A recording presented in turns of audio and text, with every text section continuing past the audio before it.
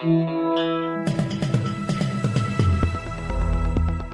listening to Errol Parker and Clancy Overall, editors of the Betoota Advocate, on Desert Rock FM. Greetings and hello wherever you may be listening inside the Channel Country or outside of it. You're listening to the Betoota Advocate radio show here on Desert Rock FM. As always, we're coming at you live from the Koala Mattress Studios in downtown Betoota. My name is Errol Parker. Hello. Thank you for tuning in. I'm Clancy Overall.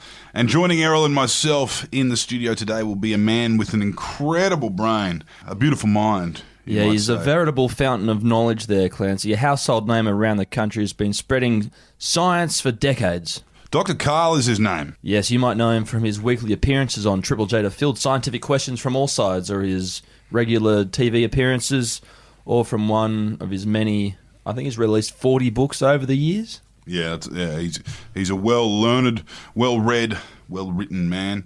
He's a wealth of information, and he's going to go a bit off the cuff today and talk a little bit out of school, which is probably what you won't get from him in his other channels. He's a bit of a character, and he's about to walk into the booth here at Koala Mattress Studios. But before we let him through the glass door, for those of you who are on the hunt for a new mattress, Koala do have a special promo code this week, which is, in all capitals, Dr. Karl's Koala. So that is DrKarlskoala.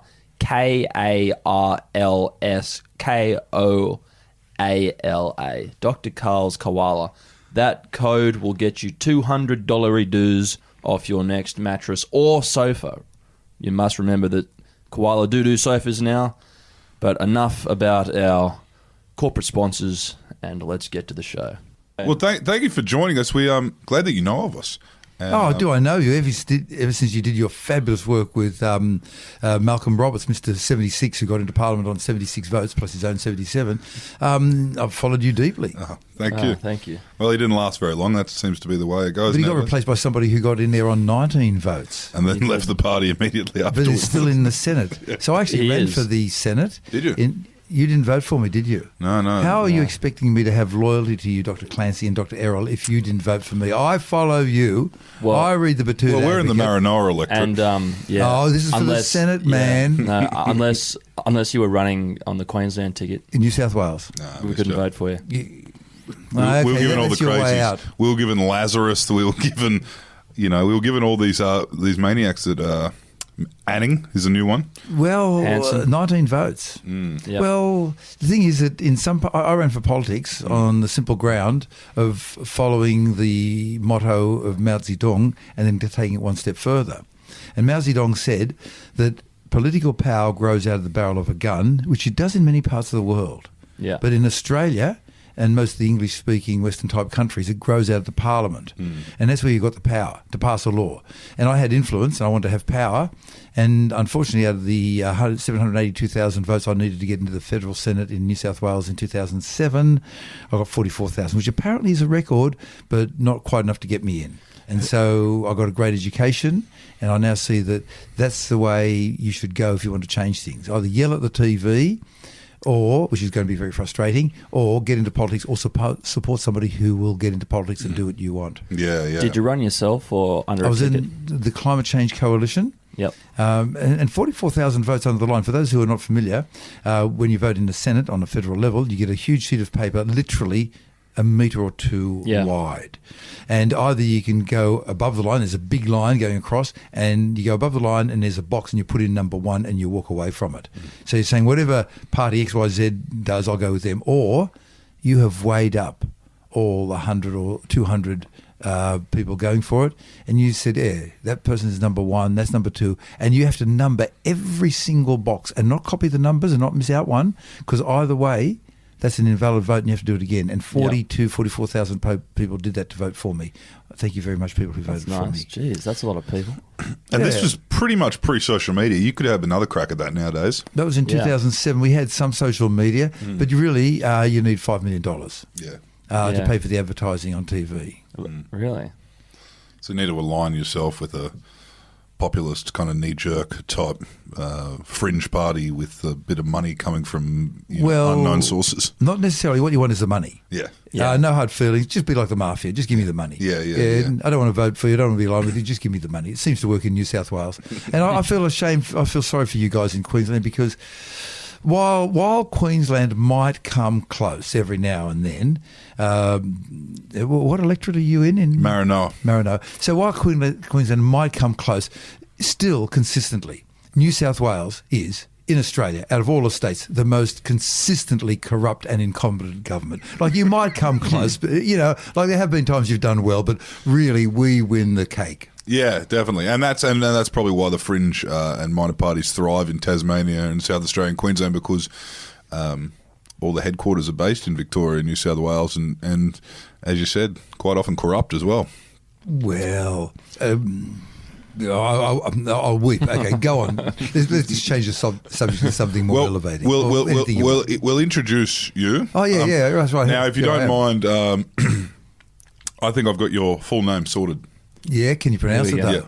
Yeah. Okay, go for it. Well, here we are today, sitting with an amazing mind, Dr. Karl Sven Wojtek Sands Konkokovich Matthew Kruzelnicki. Pretty good, although the proper pronunciation here in Australia is wheelbarrow for my last name. Now, you're a known author and science commentator on Australian radio and television. Yeah, 40-something books, yep. 40-something books. Where do you think it was, at what point in your career do you think it was when you became a household name? Well, I think the bottom line is that you need only a few decades to become an overnight success. Yeah, right. Yeah. So I was lucky enough to get some very good advice in the early days, which was stick to the facts, ignore opinions. Mm-hmm. And the facts are quite amazing. So I just kept on doing that for generating 4 stories every week. And then you do that for a couple of months, and you do that for a couple of years, and you do that for a couple of decades. And gradually over that time, you build up this body of knowledge in your brain. And you've got to turn it into stories, because if you don't turn it into stories, you just got all this mishmash running around. Like Mount Everest is it 28,000 feet or 82,000 feet? Whereas if you turn it into a story, you're forced to go through that intellectual rigor. Yeah. And then there's another thing that happens with the story. You see, we humans have been wired up by evolution to love stories as a way of bonding the group together. Our claws, fingernails, are useless. Our teeth, well, they couldn't rip your neck out. Our skin wouldn't survive up against a barbed wire fence like a cow can. And we can't run. We've got nothing going for us except our brain. And then the brain needs to be able to bring a bunch of weak, fleshy humans into a group, and the story is the medium. So if I were, on one hand, example A, if I give you 1,000 words in alphabetical order and say, give them back to me, Dr. Clancy, Dr. Errol, you got nothing. You run out after about 30 words. But if those words happen to be part of a story where Kim Kardashian goes along with Kanye, or YE as his new name is, and then they have a nude mud bath with Kavanaugh, and then along comes Donald Trump, and then Aung San Suu Kyi from Burma. Suddenly, you can tell me that whole story. And then via that story, which you sort of memorize as a single blob of knowledge, the 1,000 words come out. Yeah. And so I've been very lucky that we've been, thanks to evolution, wired up that way, and so I can answer questions thanks to having generated thousands of stories over the years, which are the answers to various questions that people ask. Now, that was a long answer, wasn't it? It was a succinct one as well. And didn't even give you the right answer. Somewhere in those 20 years of telling stories, 30 years of 35. Telling stories, you became a household name. Yeah, somewhere in the last third of a century, Yeah. Triple J, do you reckon? Double J. Double J. Mate, I was even there when it was just a single J before they invented radio, where there was just some person with a loud voice shouting in the backyard. Yeah, right. Okay, that was a lie. But I was there on Double J. Okay. And you've been working alongside them since then. I've been there pretty well all of the time, except when I've taken off on test driving vehicles around Australia and spending time in the outback. I've been pretty well there all the time since 1980-something. Yeah, right. Can you tell us a little about growing up, a young kid, migrant family, in Wollongong? In Wollongong. Well, basically, I was the oppressed group, the WOGs. There's always oppressed groups in societies, unfortunately, unless you get fairly enlightened. And we were the latest immigrants, and there seems to be a weird phenomenon where one bunch of immigrants try to pull up the gangplank behind them and Pull the ladder up. Yeah. And so in Marrickville, I saw a sign which said, Muslims out. It was written in Vietnamese.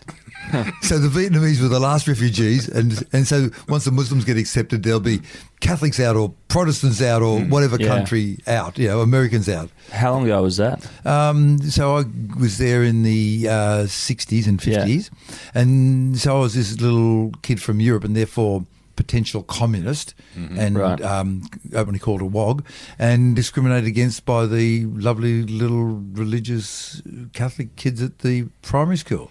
And so I was in the outer group. But there are a lot of European kids in Wollongong, right? There were a lot of Italians and Maltese? Or? Yeah, especially because of the proximity to the steelworks. Yeah. And so that was a place where relatively unskilled labour and skilled labour could find a place to work. The steelworks is huge from one end to the other.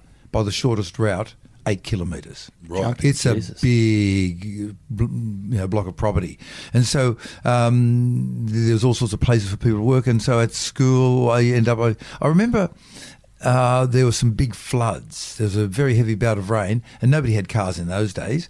But somebody had an Holden FJ, and that was sort of like the luxury car.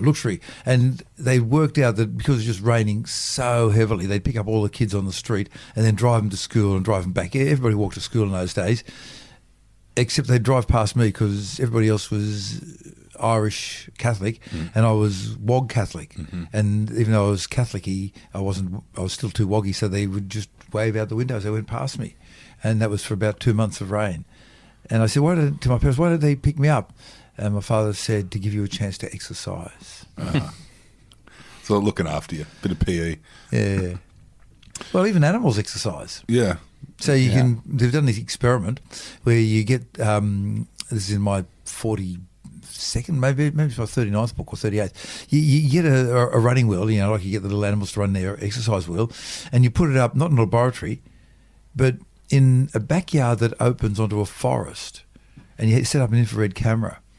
Out of the dark, in the night, various groups of animals will come out, run on the spinning wheel for about an hour or so, and then go away. They're not getting any food. They're just doing it, and they come back night after night to do it. Right. Is that weird? Just chase those endorphins. Well, it's a bit of a change, though, from, if you're a mouse in the forest and then you just sort of come across this new thing.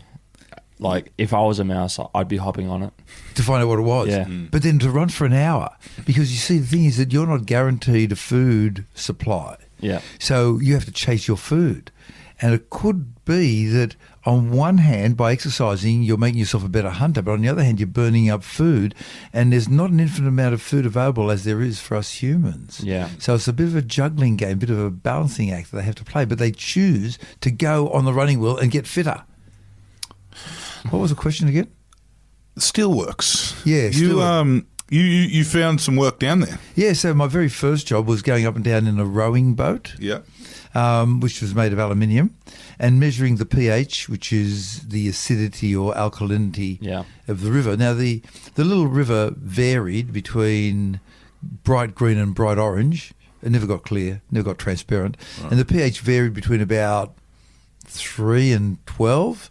You didn't put your hand in it, and it ate the aluminium boat. Every couple of months we'd have to get another aluminium boat because the water would eat the boat. I remember one day I was working there as a physicist I was testing steel for the Westgate Bridge, and the word came around of go out to your car, which is parked inside the steelworks, and brush off that white powder. Okay, so everybody goes out there and brushes off the white powder.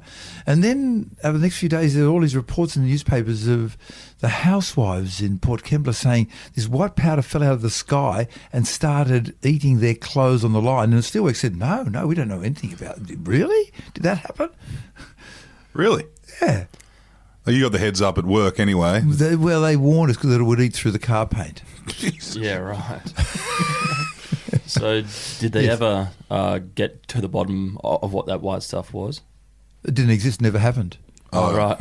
Right. Nothing happened. Nothing to see here. Just go along. Yeah, no royal commissions into that particular shower of acid. Well, we didn't measure. There would have been some chemists that would have measured it. Yeah. Now, look, now tell me if I'm right about this on royal commissions, right? So the unions recently, about a year ago, had a royal commission into them. 2 cases of criminal behaviour were found, and then there were televised raids by the federal police on their headquarters to get their documents. Yeah. Recently, a royal commission, half the length of time, found 1/3 cases of criminal wrongdoing by the banks. When are we going to get the televised police raids on the banks? Where do you start? It's the real question, I think. Yeah. Well, I think, because they're the backbone of the economy, really, I think they should be impervious to some crimes, but not all crimes. Like jaywalking. If they're jaywalking, the full brunt of the law will come down on them. But robbing dead people and living people, that's different. I think that it's totally necessary for a bank to break the law in order to keep the profits up, because a strong bank means a very strong economy. What about dirt in the ground that we can sell overseas? Isn't that the basis of the strong economy? But it has to go through the banks, right? Oh, I can see, Sensei, that I must worship and follow your wisdom in the future. No dawn raids on the banks yet. No. Also, no raids on the private schools as well that came out in that other royal commission as well. Yeah, it's weird. Australia is the only country in the world. Okay, bit of a backup. Australia has the highest percentage of private school attendance, being about 30 or so percent. Whereas most other countries are 10%. Secondly, we're the only country in the whole world where government schools, where the federal government, rephrasing that, where the federal government gives more money to private schools, which are companies, than it does to government schools. And you mention this to Americans and they say, nah, couldn't possibly be that way. It's funny. I remember on one occasion, now let's just put it down on line here, it's not the kids' fault, it's not the students' fault that their parents are wealthy. Yeah. It's not their fault. They're just being carried along like a little paddle pop stick in the gutter of life on a rainy day. They've got no control over where they get sent, right? Yeah. But I do remember on one hand going out to a private school which had 17, not cricket pitches, but cricket fields. And an underground rifle range. Right. And an Olympic swimming pool.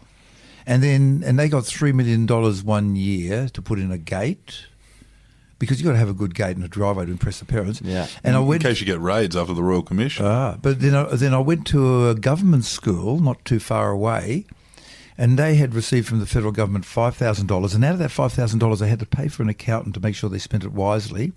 And it didn't cover the cost of repairing a broken window, so they just put some plastic across it with some sticky tape.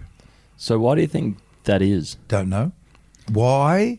Yeah. That is the part that's hard to find out. Yeah. What is easier to find out. If you just stick to the numbers, you can see what it is. But the motivation, that's so hard. Well, private school parents are voters, and they feel like they're paying for not only just their kids' fees, but they pay poor kids' fees. I think that's their argument. Oh, yeah, that was really good. You know how they did that postcode thing? So what they do is they say at the private schools, and it's not their fault, the students' fault. What they say is that, look, we've got disadvantaged students. And under the rules set down by the federal government, they do have disadvantaged students. This is how the rule works. Suppose you come from a postcode that has a low income.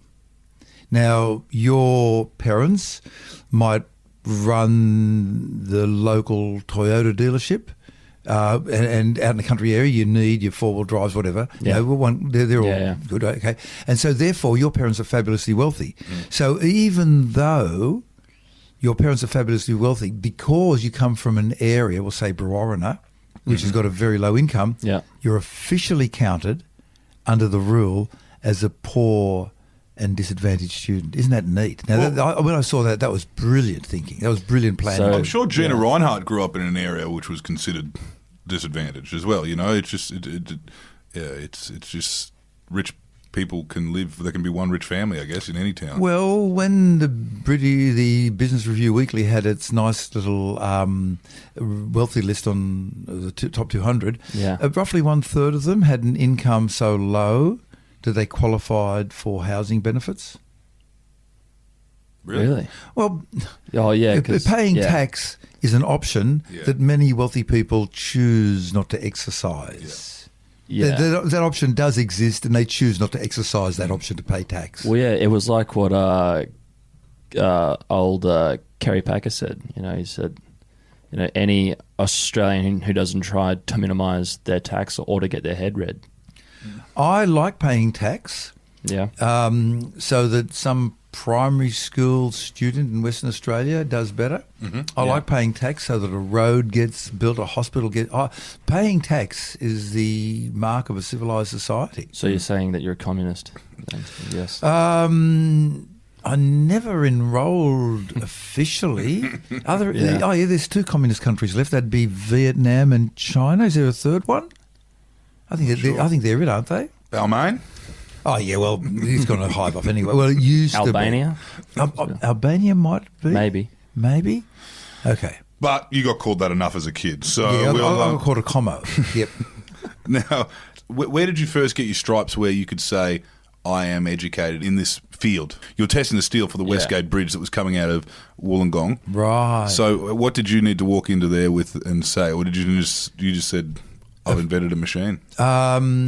I was employed as just a bit of backup here. I come from a time when the Australian government saw education as a worthwhile investment in the future. Mm-hmm. Yeah. And as a result, I've had 26 years of education paid for by the taxpayer. Yeah. Starting off in baby jail, working through kindergarten, primary school, high school, university, 16 years of university education for free, with degrees in physics and mathematics, and in engineering when I designed and built a machine for Fred Hollows to pick up electrical signals off the human retina, and degrees in medicine and surgery. And I've worked professionally in all of those fields, including as a doctor in a kids' hospital.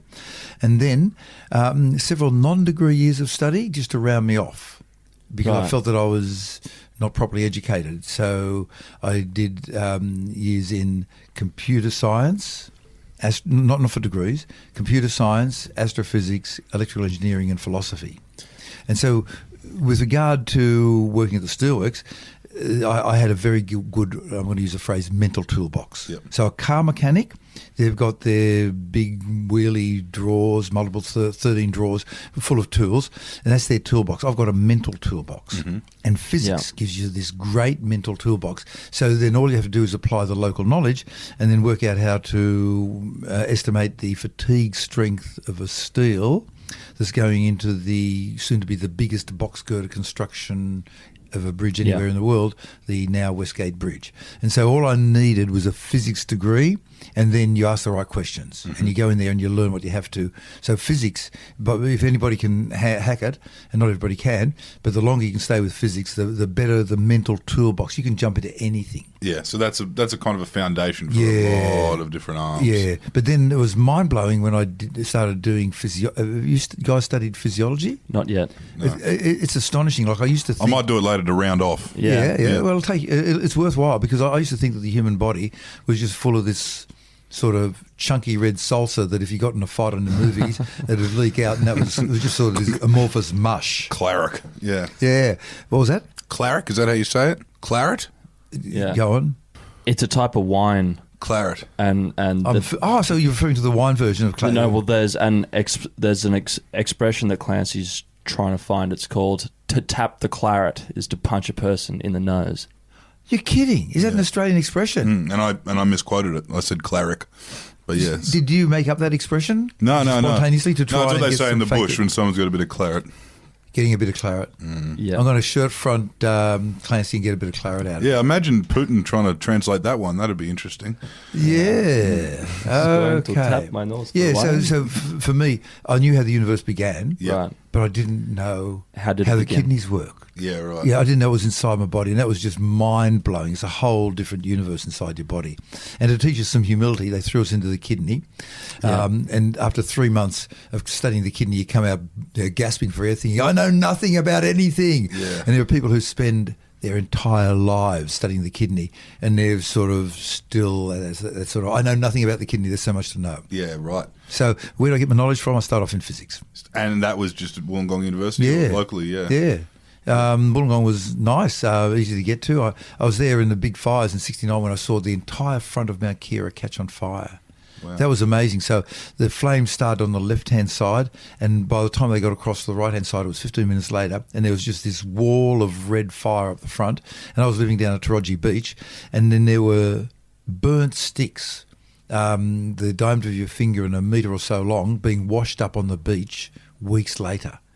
So there must have been one hell of a upcurrent to pick up a stick and carrying it up and then along several kilometres and out to sea a few more kilometres before it washed in. They reckon they saw the smoke in New Zealand. Really? Yeah, from the fires. Was that an industrial fire? Oh, it was just the bushfires. Right. It was really, really hot that year. Wow.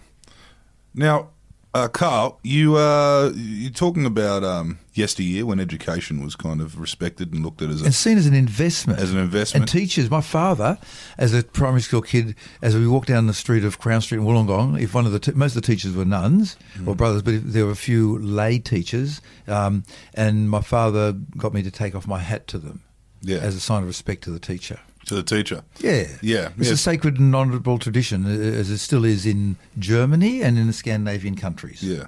Well, there'll be a lot of our listeners who can recall being taken to the CSIRO and probably not as showing much respect as taking the hats off, but were told that these are the scientists and these are the people, and you know what they do is they go and get answers and they bring them back.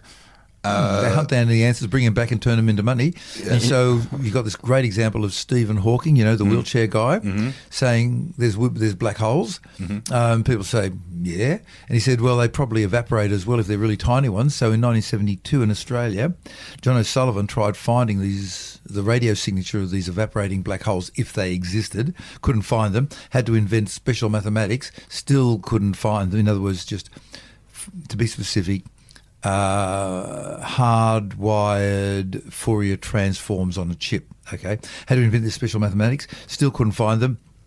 It ended up giving us Wi-Fi. Did you guys know that we Australians invented Wi-Fi? We invented Wi-Fi thanks to John O'Sullivan, and the CSIRO got $1 billion in royalties, and as a result, we fired 1/4 of the scientists of CSIRO. Was that a change in government that did that, or just off the cuff? Neither.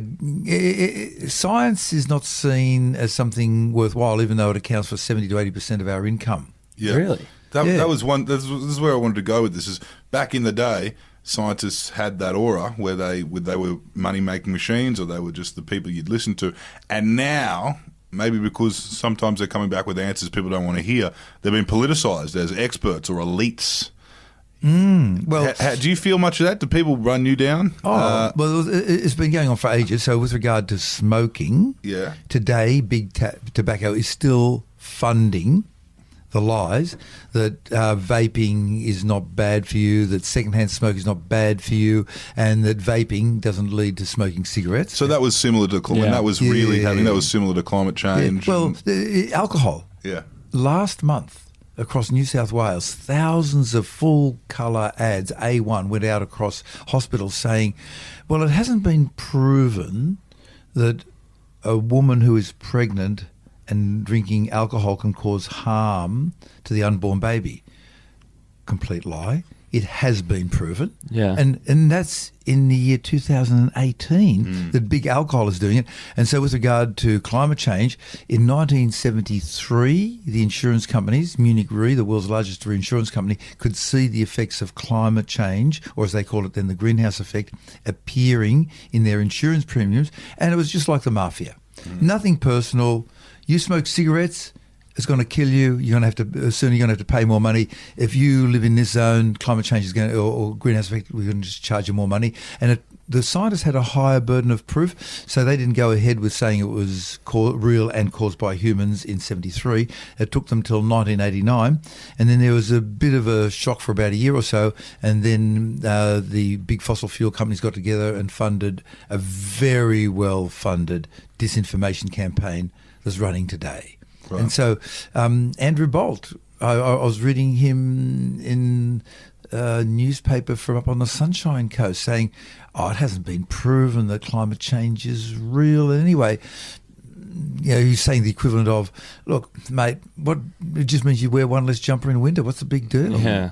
Right, yeah. And so he's still denying that climate change is real. Well, do you think he personally believes that himself, or is that the person who is paying him to say those things? Don't know. Now, that's a really good one. Yeah. Once again, I know what he says because it's there in print. Yeah. I don't know what he's thinking. Yeah. Is he genuinely deluded, or is he... well, actually, there's another option. He could be genuinely deluded and really believe that climate change is not real, or he could be going for the shock jock. I'm just going to say anything. I'm sure out in your area you've got a relative who just loves to argue. Wasn't it a nice day today? No, it was shocking. Was it nice and cool this morning? No, it was too hot. No matter what you say, they just love to argue, and that might be him knowing that if he picks the right topics, he can build up his microscopic audience. Well, it seems to be doing its job because we're talking about him now on this esteemed radio show now. So it must be doing its job because he sold 9,000 books last year. 9,000? Yeah. Well, anything over 5,000 in Australia is a bestseller. Is it? Everything over 5,000, Over 5,000? Well, it's a small market. Yeah, I guess so. That means we're bestsellers. How many? Oh, you mean with your beautiful flexi-bound... Our almanac. The one that's got the orangey cover on it? Yeah, that's it. That's it. Betoota Australia. Yeah. You have a bit of a go at jet ski owners, I say. Are you one of those? Is that the Wollongong in you? Well, my daughter desperately, Lola, she desperately wants to go for a ride on a jet ski, but actually owning a jet ski is a different thing. Yeah, it is. It's a different, and it's definitely a class status. It means you made the big time. It's up there with the Crown Lager, I feel. Really? Yeah. La-di-da. Ah. If she wants to go ride a jet ski, she should go down to the Gold Coast or Brighton Le Sands, places that allow it. They've stopped it in the big bodies of water. The Brisbane River doesn't do it. Sydney Harbour doesn't do it anymore. Really? Yeah. Ah. No, I think it was... pretty noisy. The Premier down there at the time, Bob Carr, I think he was the one who said no more jet skis on the harbour. Really? But Yeah. isn't that a local issue? I guess it's a grey area between local council and state council. Yeah, okay, yeah. Well, he was kind of... he was the New South Wales answer to Sir Joe in many ways. Tell me of these ways in which you speak. Well, lengthy career, I guess we can say. Yeah, and I think a lot of the stuff to do with the Olympic Games was very shady down there at the time, where they got a lot of his mates to redevelop Homebush. I just think it kind of stinks a bit, Carl. Well, following the example of Rake, you have to be able to back up what you say. No, I don't. This is a shock jock, but... Oh, okay, right. Well, if it's shock... okay. Is the appropriate and allowed response, no, I'm not a journalist, I'm an entertainer. Yeah. I actually saw Alan Jones on Q&A give a figure for the price of renewable electricity that was wrong by 19,000 times. I thought that was pretty much a record. 19,000 and so 19,000 times wrong. Yeah, no. That Can was you big. recall what that was? No. No. I saw it at the time. I wrote it down. I followed it up. I thought that's wrong, and I followed it up, and it was 19,000 times wrong. But nobody else on the panel picked him up on it, because I was very interested in electricity, because I was one of the early adopters with solar panels. Well, how do you feel about the Tesla battery? It's a step in the right direction. Yeah. So we had batteries 2,000 years ago in Baghdad, which was then part of Mesopotamia, but is now part of Iraq. Probably used for electroplating. And then we did a bit of stuff with Galvani in Italy in the 1700s, whatever it was, I can't remember. And then we were heading down the pathway. The very first cars were electric powered. And then along came fossil fuels. Now, fossil fuels have got this incredibly high energy density. If you buy a barrel of fossil fuel, I think it's around $70-something at the moment, and you get the labour of 2 strong men, 5 days a week, 8 hours a day for a year. There's $1.50 for the labour of 2 strong men. And that's a bargain. And so the energy density, and it's because the energy density is so high. And we sort of dropped batteries straight away. Yeah. And for a long time, 1 kilogram of petrol had the same energy content as 500 kilograms of lead acid battery. Yeah. And then we've moved along, and the latest real cutting edge, not practical, but cutting edge batteries are 10. So 1 kilogram of petrol has the energy of 10 of these batteries, but they're not in common use. But we're getting down that pathway, and there is that temporary problem with the lithium batteries catching on fire, but it turns out that the lithium iron nanophosphate batteries don't have free oxygen available, so they can't go into a runaway burning effect. Yeah. So they're safe that way. But they're the latest ones. The ones that are in your phone won't have that safety feature because the cost of that safety feature is a slightly lower energy density, and what they want with the phone is the maximum energy density.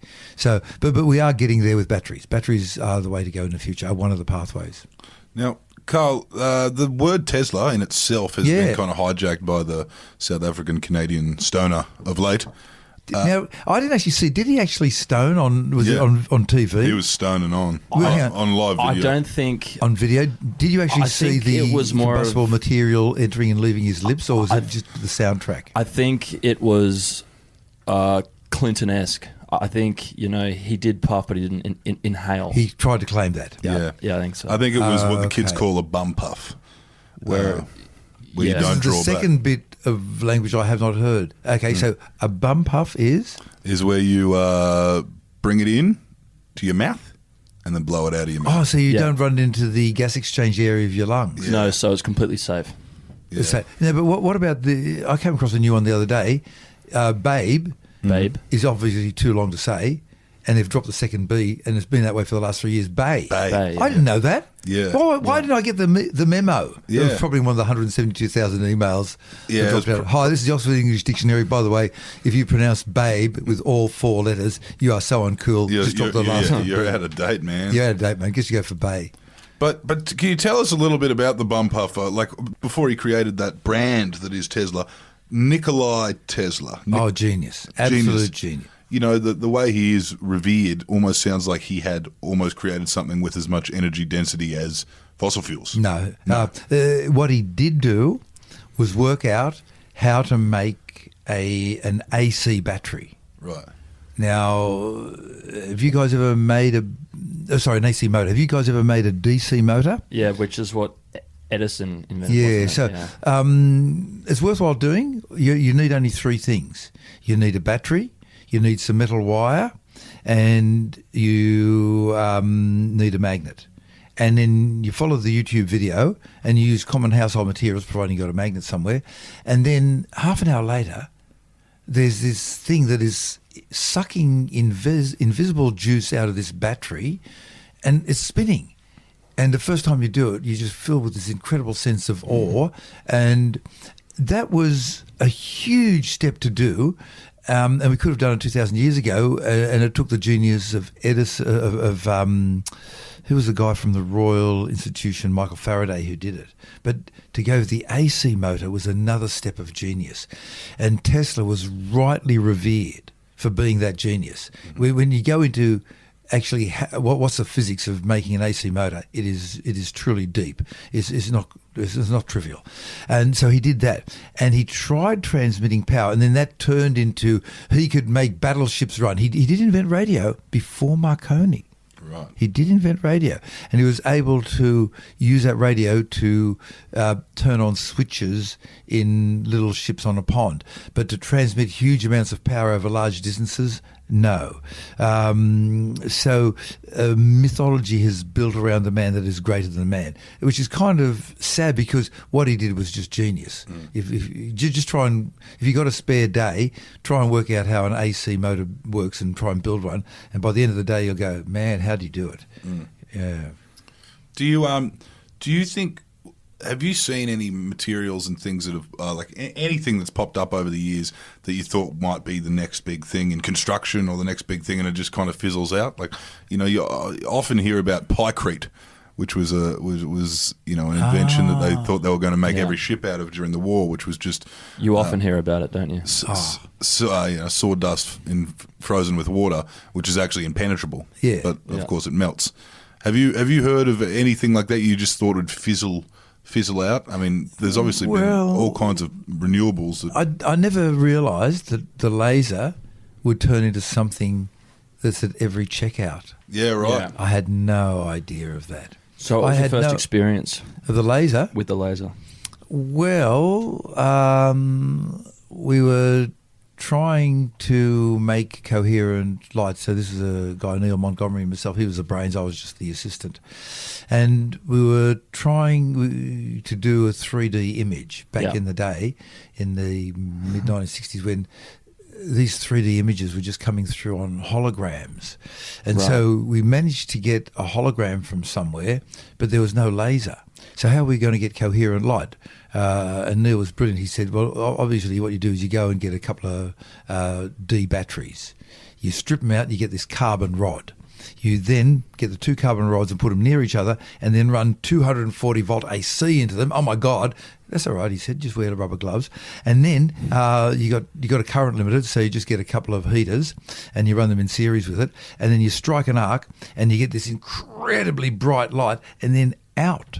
If you pick a tiny, tiny bit, like you get a little pinhole, all of that light is coherent, and you shine it through a hologram we got from America, and then you're able to see this faint image.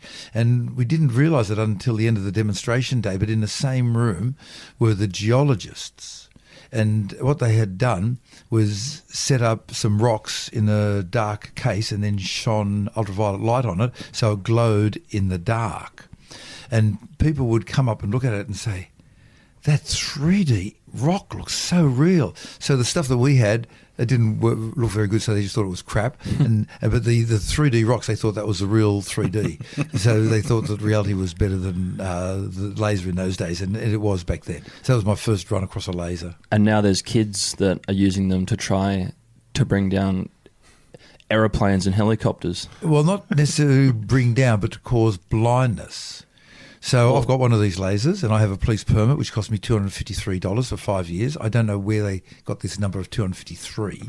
But isn't that like the end result of trying to blind a pilot? Is just on the road to trying to bring an aeroplane down?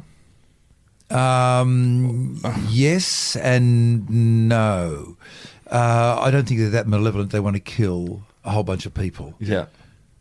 It's up there with kids putting pins in strawberries. Yeah, but it might be. I think you're right, and I think I'm wrong. I think you're right that they want to see something exciting, and then suddenly, when both pilots are blinded and 600 people die, they think, "Oh my God, what have I done?" Exactly, and they don't realise the consequences of their action. It's like the needles in the strawberries. If what was the story with them? Was it real? Yeah, it was just kids. The same shit. Do we find out who it was? No. But how do you know it's kids? Just copycats. But how do you know if we haven't found them? I don't know. Are you making an assumption? Now, look, Clancy, what did they teach? What did your primary school teacher teach you? Ass out of you and me. That's right. Assume makes an ass out of you and me. I want everybody to remember that. Don't assume nothing. So with the ordinary weak laser, less than 1 milliwatt, it shines in your eye, you blink, and no damage is caused. But with the brighter lasers, 5 milliwatts and up, it shines in your eye, and before you can blink, you have got a blind spot in your vision. You're not totally blind. Yep. There's only a blind spot, a tiny, tiny spot in your vision. To make you totally blind, you'd have to run your eye backwards and forwards across a laser beam over a period of a minute or two. So with regard to, the story about Looking Glass? Yeah. by yes you mean no, but go ahead. Is that what you mean? Exactly. Right, okay. So Looking Glass is a series of planes that are always flying Yeah. for the United States military. Yep. Yeah. And they've ramped them down, but at their peak they had 3 of them flying, one in each third of the Earth, and they were ready to be a flying control centre to take over the destruction of the other nuclear countries in case of an all-out nuclear attack on America. Yeah. And so the pilots always used to fly their 8-hour shift, and there'd always be 3 of them in the air, and one of the 3 would not come down until another one had come on station beside it. Yeah, right. So there was always 3 in the air. There was never 2. There was always 3. Mm-hmm. And the pilots always wore a patch on one eye. And the reason for that was that if they're flying around and then a nuclear weapon just comes flying down at very high speed at 5 kilometres a second and explodes in front of them, if they don't have the patch, they're blinded in both eyes. Yeah. And they can't fly the plane. So they'd have a patch on one eye, and then in the worst case, a nuclear weapon would explode in front of them. They'd be blind in one eye, take off the patch, and then keep on flying with the other eye. Well, then take over destroying the world with the nuclear go-codes. The Cold War was much more intense than young people realise, don't they? We nearly got wiped out. A couple times. 3 times. Yeah. And by wiped out, I mean we'd be living in a world where the overwhelming majority of people would not have electricity or vaccines or the infrastructure that we have today with regard to roads. Yeah. So we had 60,000 nuclear weapons, more than one per major city, and they were aimed all around the world to get the major protagonists, the United States and the Soviet Union, plus all of their allies. And on one occasion, in fact, we've just had the 35th anniversary of the Russian guy who saw on his radar that had been upgraded 5 nuclear weapons coming over the horizon just after the Russians, the Soviets, had shot down KL 007 or 001, a jumbo full of humans. Over the Kamchatka Peninsula. Somewhere around the Korean area. Yeah. And it was just after that. And he saw these, on his screen, these nuclear weapons coming over, and it turned out to be a mistake. Yeah. And he took the authority of saying no. If he'd said yes, that would have set off all of the Russian nuclear weapons, all the Soviet nuclear weapons, all 30,000 of them against America, and would have had this terrible interchange. And most of the world would not have electricity. Do you think, like everyone always talks about, particularly in the current, climate, when you've got the, political and the state of the world, everyone seems to think that we're on a knife's edge, and it is one of those things. The axis has been tilted, and there's Brexit, and there's Trump. The axis of the Earth has been tilted. You're dead right, by global warming. I read about that in one of my books. Oh, right. Well, yeah, and not much, metaphorically and literally. But do you feel like it hasn't been as tense? There. Metaphorically is what I was saying. Metaphorically, the axis has been tilted. I died. No, literally, it's been tilted. Metaphorically, I died. Yeah. I've actually heard somebody say, "I literally died." Yeah, you work in Triple J at times. That's the kind of music lingo, right? And on the streets, man. I've heard on the streets. On the streets. Yeah. Oh, university as well. Yeah, there's students there. They say that. But do you think it was more tense back then than everyone talking about terrorism and attacks and everyone feels like we're imminent war at times, and how tense it is with maybe unstable dictators around the world? When you say tense, in Australia, more people are killed by ladder accidents than by terrorists. Oh yeah, definitely. Yeah. Where are the ladder police? I want you guys to mount a campaign for the ladder police to keep the death rate down and keep Australians safe from killer ladders. And I think you've been I'm sorry to say this to your face, but I think you've been a bit gutless in picking up the big issue. Come out and condemn these leaders, these ladder leaders. These killer ladders and the lack of ladder police. We need more ladder surveillance. We have to give up our privacy, but I think that's a fair call. Well, I suppose it's a bit better than ending up in a nursing home then, I guess. Whoa. Funny, the timing of the Royal Commission to that just before ABC and Fairfax were going to come out with an article about it. I think the big ladder was trying to hush that story. Oh, so Big Ladder is behind the background. Yeah. So it's not just big tobacco, big alcohol, and big climate change. There's Big Ladder. Big Ladder, big and big aged care. Idea. No wonder you guys are the peak of Australian journalism. Now I'm looking at your Walkley Award. I can just see there the expose on Big Ladder. Do we're gonna finish up now. Can you tell us what the immediate effects of climate change we'll see in the next 5-10 years are? Oh, okay. There's more energy in the system. Yep. The amount of energy being trapped by carbon dioxide each day is the heat energy that would be put out by 400,000 nuclear weapons, not per year, but per day. You can get away with that for one day or a week or a month, but not for decades. Mm-hmm. And so there's more energy in the system, and the result of that is that, firstly, the overall average temperature is rising worldwide, but because there's more energy in the system, the extremes, the swings, will be greater. So we're seeing, as what is predicted, that there are 5 times as many swings to higher temperatures as there are to lower temperatures. You expect, because the system is more robust. What we're going to see, what I don't want to see is the ice melting in the Arctic and going to zero. We have lost 80% of the volume of the ice in the Arctic since 1979. When it goes to zero, suddenly 2% of the world of the world's surface will be, instead of being white reflective ice reflecting the heat, will be black water absorbing the heat, and that will have double the effect of all the global warming till now. That's called a positive feedback loop. What I really hope we don't have positive feedback loops. Now, here's a message of hope. Message number 1, each generation since 1932 has been smarter than the generation before it by 9 IQ points. This is called the Flynn effect. Read it on my ABC homepage for free or in my books. Doesn't matter. Secondly, we are living in the most peaceful time ever in the history of the human race.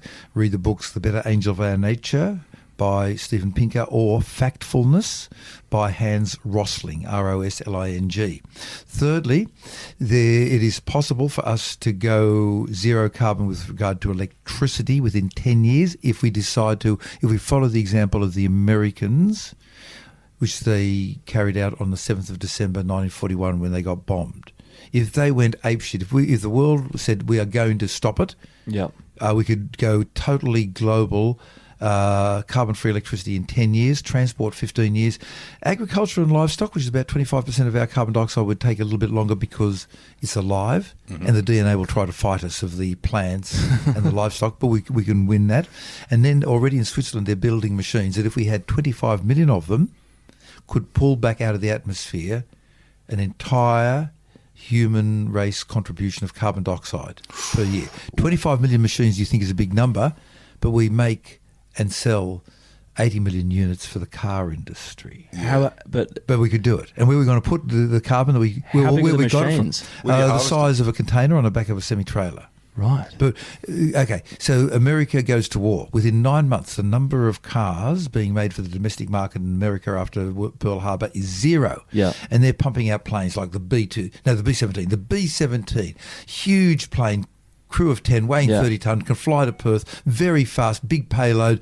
And they were pumping these machines out of their ex-car factories, not at the rate of 1 a month, 1 an hour. We can do it. We just have to decide.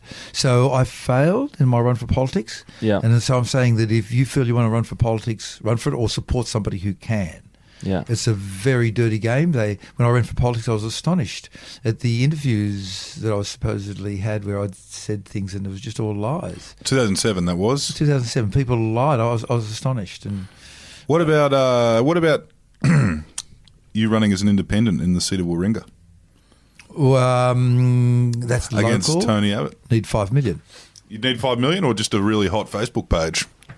Twitter account? Need $5 million and you need the lead-up time. And are you in that electorate? No, I'm a bra boy, mate. Right. Don't mess with me, else I'll show you my 2035 tattoo and then you'll be in trouble. I don't want to show it to anybody. I've read that there's an independent in Sydney who's about to take the seat of Malcolm Turnbull from the Liberal Party, apparently.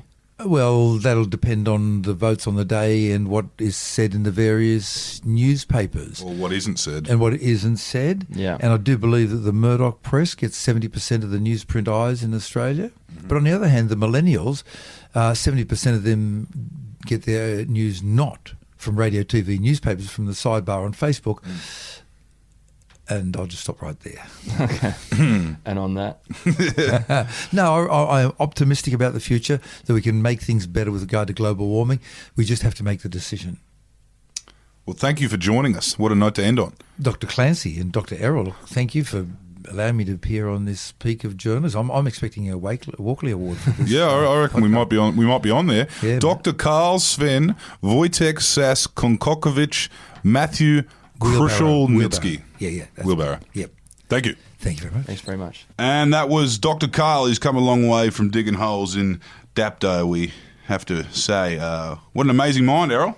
He is, mate. He's probably as good as it gets in this country in terms of general knowledge. He is really the benchmark. I mean, there was a lot of times in that chat we just had with him where I was trying to steer the conversation somewhere, but I thought I'd just let him run because he's just a beautiful mind. Yeah, I found myself tuning out at times with big words. Similar to, I guess, our elected officials. Dr. Karl might be a brain, but he's no match for the genius that is Mr. Frydenberg. His intellect pales in comparison to that of the Deputy Prime Ministers, I'm sure, and I'm sure Mr. McCormack wouldn't disagree with that. Yeah, you can't really disagree with that. I wouldn't say I'm smarter than the man.